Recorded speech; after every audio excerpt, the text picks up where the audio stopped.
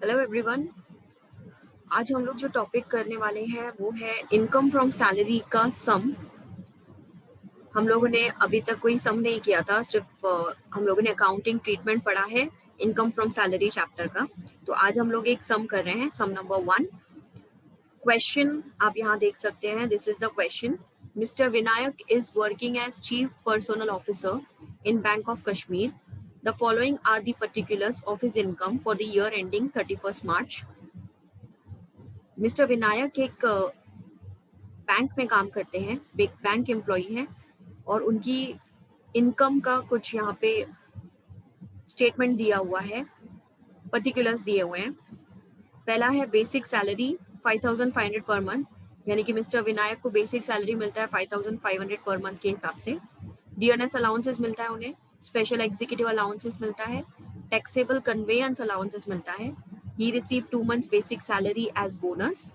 Then he receives 750 per month as entertainment allowances, of which he spends 500 per month on an average for office purpose only. During the year, he received 4,800 as leave travel allowances to go to Mysore with his family. He incurred 4,200 expenses on his tour. He spent 2,000 on purchase of law books which are necessary for his job. Employer deducted profession tax rupees 600 for the year. See, in examination also you have to read the question first, क्योंकि जब तक आप question पूरी तरीके से पढ़ नहीं लेते आपको ये नहीं पता चलेगा कि इस क्वेश्चन में आखिर पूछा क्या गया है। अब यहाँ पे हम वर्डिंग से तो समझ में आ जाता है कि ये सिर्फ सैलरी का ही क्वेश्चन है। तो हम सबसे पहले बेसिक इंफॉर्मेशन लिखते हैं। नेम ऑफ असेसी इसमें है मिस्टर विनायक, तो हम लोग ने आप मिस्टर विनायक लिखेंगे। उसके बाद आता है असेसमेंट ईयर। हम करंट असेसमेंट ईयर को ले लेते हैं 2021। उसके बाद प्रीवियस ईयर यानी कि उसके 1 साल पहले होता है जिस ईयर में हम इनकम को अर्न करते हैं, से 1920। Legal status, he is an individual person, तो हम यहाँ इंडिविजुअल लिखेंगे। उसके बाद रेसिडेंशियल स्टेटस, हम हमेशा ये अज्यूम करके चलते हैं कि हम जो भी सम कर रहे हैं वो रेसिडेंट एंड ऑर्डिनरीली रेसिडेंट के हिसाब से सॉल्व करते हैं। यहाँ पे क्वेश्चन में मेंशन नहीं है but we are assuming it is R N over. फिर हम स्टेटमेंट का नाम दे देंगे computation of income from salary. Columns बना देंगे हम पर्टिकुलर्स, अमाउंट। अब यहाँ पे सबसे पहले मिस्टर विनायक को बेसिक सैलरी मिलता है 5,500 पर मंथ, तो पर मंथ मतलब इंटू 12 हो जाएगा। तो हम यहाँ लिखेंगे basic salary 5,500 into 12, that comes to 66,000।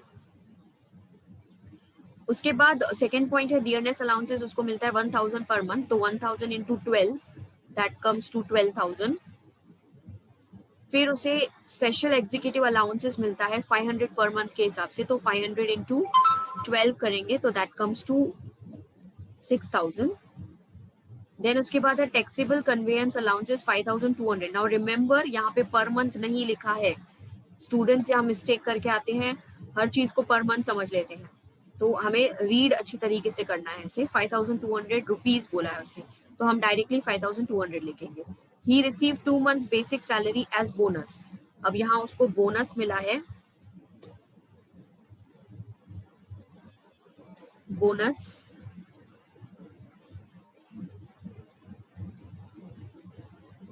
2 month का बेसिक सैलरी मिला है उसे, तो हम यहाँ पे बेसिक सैलरी है उसका 5,500 इनटू करेंगे हम 2 से, क्योंकि 2 months का मिला है उसे, दैट कम्स टू 11,000। उसके बाद he received 750 per month as entertainment allowances, of which he spent 500 per month on an average for office purpose only. अब देखो एंटरटेनमेंट अलाउंसेस का रूल क्या बोलता है, पहले जितना पैसा आपको मिला है वो आप लोग यहाँ पे लिख लेंगे इनकम में, उसके बाद उसका डिडक्शन मिलता है। लेकिन एंटरटेनमेंट अलाउंसेस का डिडक्शन सिर्फ गवर्नमेंट एम्प्लॉइज को ही मिलता है, नॉन गवर्नमेंट एम्प्लॉइज को नहीं मिलता है।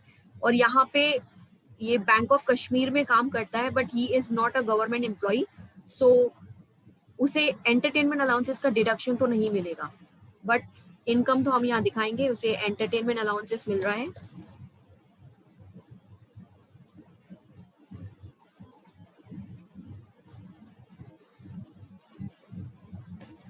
एंटरटेनमेंट अलाउंसेस कितना मिल रहा है 750 पर मंथ, तो यहाँ पे 750 इंटू 12 हो जाएगा,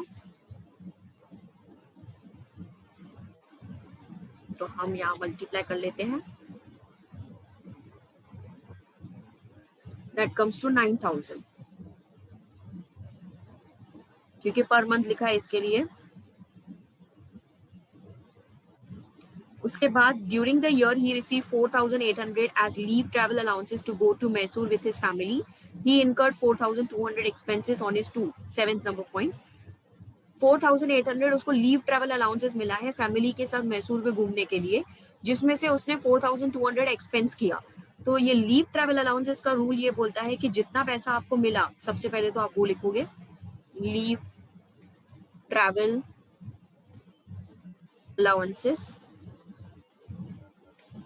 कितना अमाउंट उसको मिला है 4800, तो हम इनर कॉलम में लिखेंगे 4800। अब उसने कितना स्पेंड किया, ये लीव ट्रैवल अलाउंसेस रिसीव्ड है, इतना पैसा उसको मिला है। अब उसने स्पेंड कितना किया, लेस अमाउंट स्पेंड, इसका सिंपल फॉर्मूला है amount received minus amount spend, मतलब जितना पैसा आपको मिला उसमें से आपने जितना खर्च किया उतना आप माइनस करोगे। तो उसने कितना एक्सपेंसेस किया है 4200, ये हम माइनस करेंगे। 4200 माइनस करने के बाद आंसर बचता है 600। 600 उसका क्या हो गया, इनकम। नेक्स्ट है he spend 2000 on purchase of law books which are necessary for his job. देखो यहाँ पे हम लोग ना इनकम ही लिख रहे हैं, अगर आपने नोटिस किया होगा तो। एक्सपेंसेस किया, अब मेरे को जितनी भी सैलरी मिली उसमें से मैं जितना भी स्पेंड करना चाहूँ, तो हो सकता है मैंने लॉ के बुक्स ना लेकर कुछ कॉस्मेटिक्स पे लिया, तो हम यहाँ पे एक्सपेंसेस नहीं दिखा रहे। हालांकि लॉ बुक्स कंपलसरी है उसके जॉब के हिसाब से, बट स्टिल हम यहाँ पे कोई भी एक्सपेंसेस नहीं दिखाते, क्योंकि उसके लिए तो स्टैंडर्ड डिडक्शन मिलता ही है।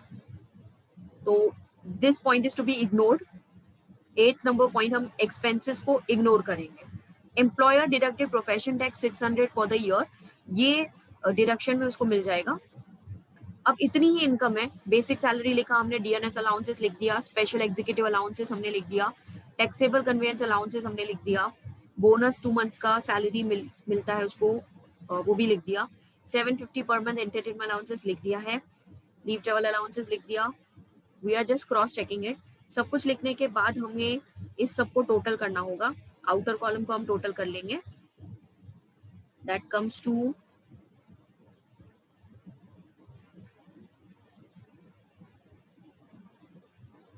1,09,800।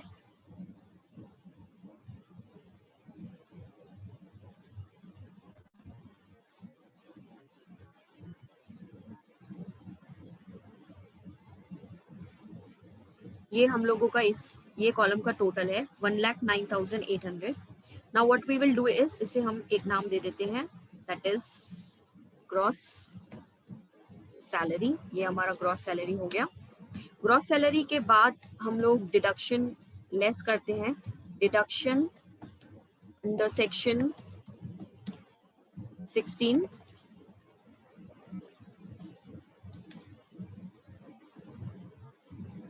सेक्शन 16 सबसेक्शन 1 में आता है स्टैंडर्ड डिडक्शन। स्टैंडर्ड डिडक्शन आपको मिलता है 50,000 रुपीज का। ये जो हम एक्सपेंसेस को इग्नोर कर रहे थे वो इसीलिए कर रहे थे क्योंकि हमारा income tax act standard deduction दे देता है कि आप कितना भी चाहो तो खर्चा कर सकते हो, हम फ्लैट आपको डिडक्शन देते हैं, दैट इज 50,000 रुपीज का। उसके बाद सेक्शन 16 सबसेक्शन 2 में एंटरटेनमेंट अलाउंसेस का डिडक्शन मिलता है,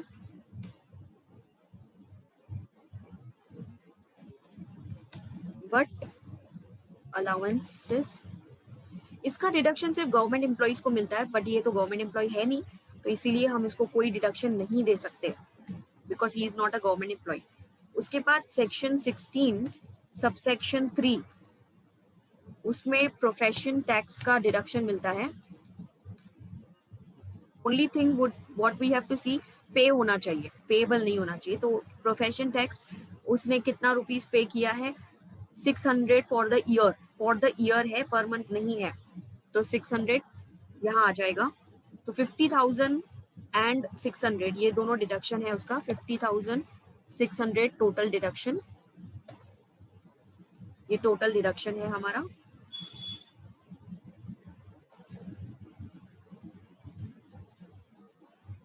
माइनस में लिखेंगे क्योंकि ये डिडक्शन है।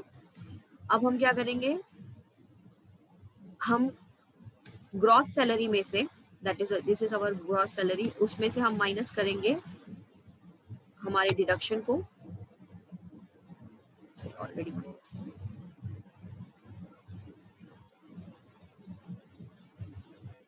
That comes to 59,200। ये है हमारी net salary. This is our net salary.